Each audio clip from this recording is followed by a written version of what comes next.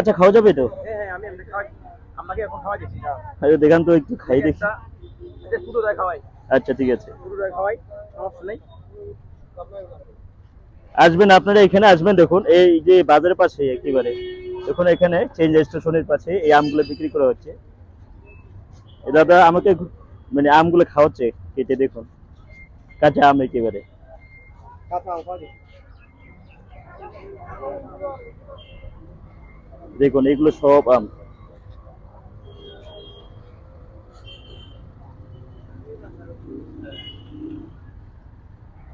অল্প করে দিন দাদা। এ দেখেন কেমন মিষ্টি লাগে। দেখুন আমি খাচ্ছি। হুম,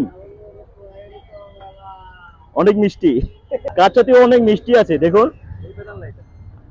আমি কিন্তু খাচ্ছি এখন।